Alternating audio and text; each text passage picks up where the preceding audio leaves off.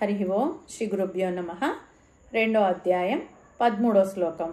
ఓం దేహినోస్మిన్ యథా దేహే కౌమారం యౌవనం జరా తథా దేహాంతర ప్రాప్తి ధీరస్తత్ర నముహ్యతి. అంటే దేహినో అస్మిన్ యథా దేహే, జీవునికి ఈ దేహమునందు ఎట్లయితే కౌమారం చిన్నతనము, యవ్వనము జరా ముసలితనము ఉంటాయో అలాగే తథా దేహాంతర ప్రాప్తి, మరి ఒక దేహము కూడా ప్రాప్తిస్తుంది. ధీరస్తత్ర, ధీరులు దీనిని గురించి నముహ్యతి అంటే మోహానికి గురికారు, తెలుసుకుంటారు. అంటే పరమాత్మ ఏం చెప్తున్నాడంటే జీవుని యొక్క శరీరానికి కొన్నాళ్ళు చిన్నతనము, కొన్నాళ్ళు యవ్వనము, కొన్ని రోజులు ముసలితనము ఎలా ఉంటాయో 3 అవస్థలు ఉంటాయి దేహానికి కదా. కానీ దేహం అయితే ఈ దేహమే. అలాగే ఒకే శరీరానికి 3 అవస్థలు ఉన్నట్టుగానే ఎన్ని మార్పులు వచ్చినా దేహం అయితే ఈ దేహమే.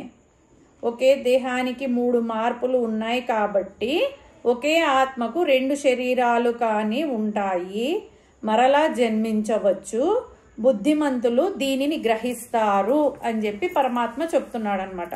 హరి ఓం తస్సత్. హరి ఓం శ్రీ గురుభ్యో నమః. 2లో 14. ఓం మాత్రా స్పర్శాస్తు కౌంతేయ శీతోష్ణ సుఖ దుఃఖదాః ఆగమాపాయినో నిత్యాః తాం స్థితిక్షస్వ భారత. అంటే పరమాత్మ చెప్తున్నాడు అర్జునునితో, మాత్రా స్పర్శాస్తు అంటే ఇంద్రియముల యొక్క విషయ సంయోగాలు, కౌంతేయ అంటే ఓ అర్జున, శీతోష్ణ సుఖ దుఃఖదాహ అంటే శీతలము, ఉష్ణము, సుఖము, దుఃఖము వాటి సముదాయం. ఆగమాపాయినో, ఆగమ అపాయినో అంటే వస్తుంటాయి పోతుంటాయి, అనిత్యాహ అవి అనిత్యాలు. భారత అంటే భరతుడు, అదే అర్జునుడిని భారత అంటున్నాడు. తితిక్షస్వ అంటే దానిని పట్టించుకోవద్దు అని, వాటిని పట్టించుకోవద్దు అని. అంటే ఏం చెప్తున్నాడంటే పరమాత్మ అందరికీ ఎవరికైనా కానీ మనకైనా కానీ ఉన్నది నచ్చదన్నమాట. ఎండాకాలంలో చల్లగా కావాలని, చలికాలంలో వెచ్చగా కావాలని అనిపిస్తుంది కదా. ఇది మానవుల స్వభావం. ఏది స్థిరంగా ఉండదు, ఉన్నది తప్ప మిగతావన్నీ కావాలా అని ఉంటుంది. ఈ దుఃఖాలన్నీ ఎందుకు వస్తున్నాయంటే నేను నాది అనుకోవడం వల్ల అని చెప్పి అనుకున్నాం కదా.